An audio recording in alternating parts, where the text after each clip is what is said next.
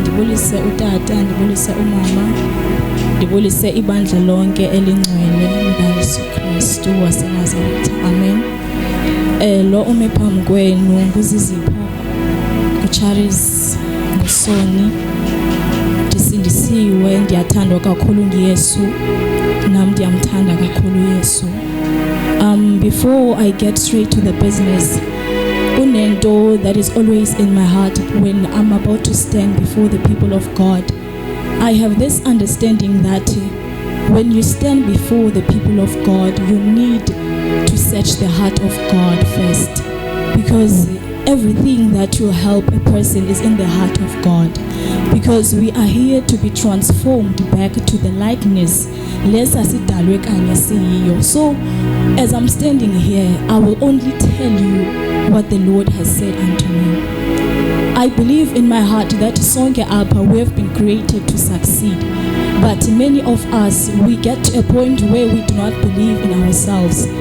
But I've realized one thing, that as I grew up, there is a time when uThixo eksebenza without you noticing. There is a time where God needs your cooperation.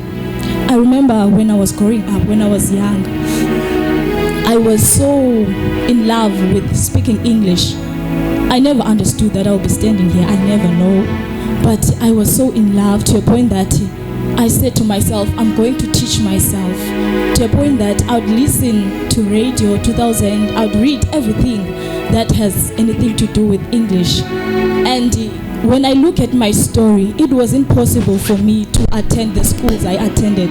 But because God had a plan for me, so nothing had to stop what God has for me. Because God provided that lendo andidalele yona, He has to take me through a certain process. But now God said to me that if you want to succeed in life, because success, it's not about what you accumulate, it's not about what you have, but it's about who you are. Because in succeeding in life, it means pursuing your purpose, something that you were born for. And you can never achieve your purpose if you are in the game of competing with your neighbor, if you are in the game of taking other people's business of what they say about you.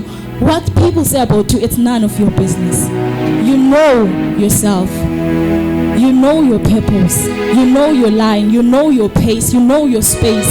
And never allow anyone to occupy your space. Because we have time wasters in life. You don't need time wasters. It is able to be at a distance with a person and yet love that person. When I say distance yourself from people who will delay your success, I don't mean hate them, because hate is going to affect you. Instead, love them at a distance. I want to tell someone who says, I want to succeed in life. If you want to succeed, begin celebrating the success of your neighbor. Because the moment you celebrate your neighbor, that's when you will gain strength. Because there are times when you feel weak to pray, but the moment you intercede for someone else, you get new strength. When the devil thinks he has put you down, begin celebrating what is happening in other person's life. And don't live a life of complaining. There is a lot to be grateful for. Don't ever live a life of complaining. You know, the person who is bothered by your success, that person, he has the potential to succeed, but he just cannot surrender his pride. Because we have to get to a point where uThixo asuse impakamo kuthi, because remember, sizalelwe esonweni. So God has to do something with that. And every time He does something, He does it with love. Every pain you go through, don't allow it to shape you, but instead learn something from that pain. Let it be your pushing force. Never ever regret the way you grew up. Never ever regret that you lost your mother, you lost your father. It was for a purpose. God is a loving Father. He cannot bring you here to destroy you. He has brought you to build you.